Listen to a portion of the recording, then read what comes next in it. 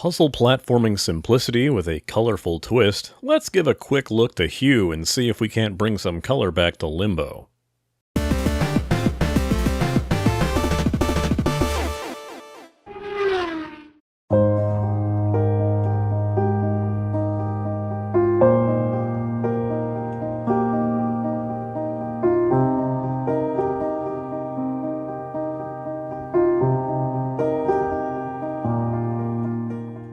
Hue was another one of those games introduced to me by the now-defunct IndieBox subscription service.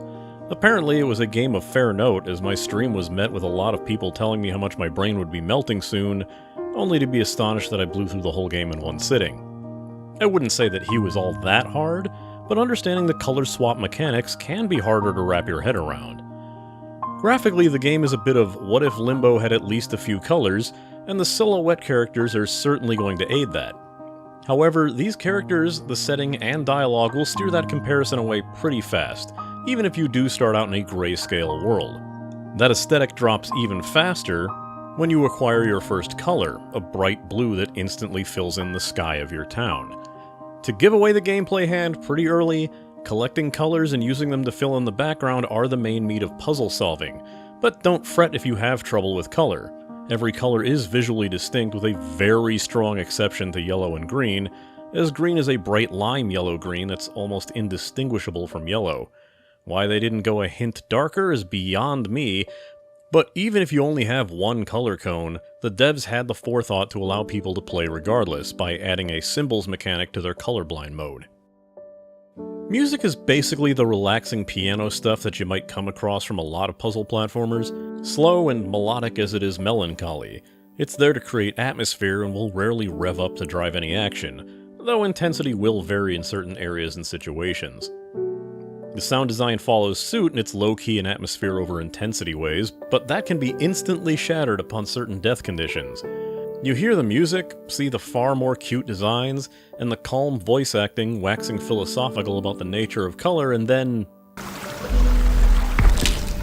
Dear God, are we back in Limbo again? Despite the absolute tonal dissonance of hearing your neck snap like a wooden rod, sound work is effective to say the least.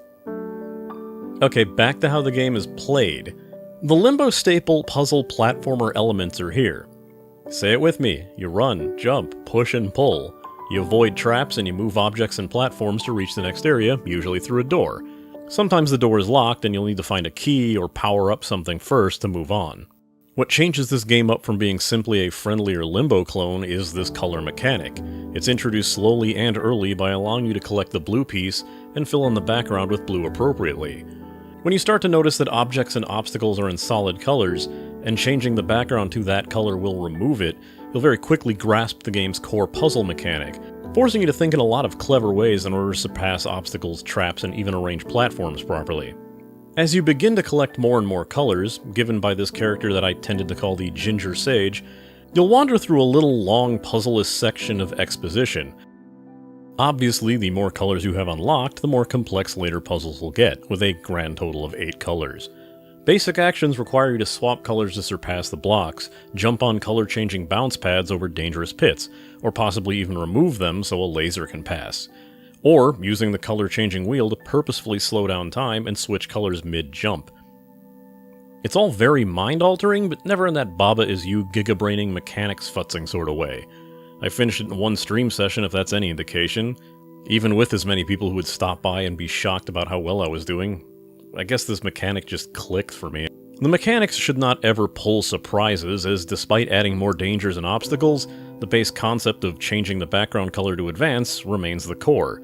Whenever an object matches the background, it's gone until you mismatch it again. This is anything. Dangers like lasers, obstacles like rocks, and again, even platforms and doors. Only anything that's stark black will be permanent. There will likely be times that the game will teach you a mechanic, but not use it for a good while, then reintroduce it later by the time you might have already forgotten about it, but that's really more of a test for you than a mark on the game. Even with one-hit death and the ability to get flustered and make very easy mistakes, the game is very fair with its fail states and resets, usually placing you in the same room that you died in so that you can immediately try again.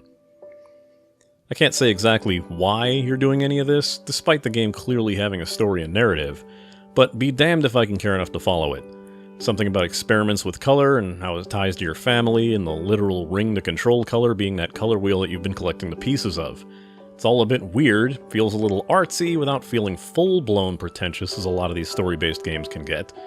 There's also an extra element of collecting little Erlenmeyer flasks that do nothing.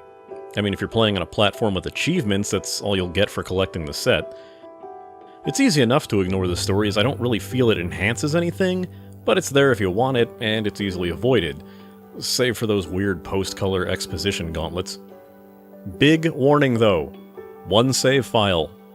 No having others in your household play their own files, or even getting in a fresh run for like a review. If you want to get back to the game's beginning state, you have to start all over. I actually deleted my completed file just to show you early game stuff. I hope you appreciate that. Do I suggest Hue? Certainly. Not the most enthusiastic of Go recommendations that I could give, but it's not to a level that I feel it deserves anything less.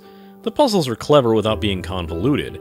The art style and gameplay are simple, solid, and very effective. If you dig puzzle platformers and aren't suffering from deuteranopia, but again, yeah, there is a colorblind mode, Hue is a decent brain-teasing romp that's easily more about the journey than the destination.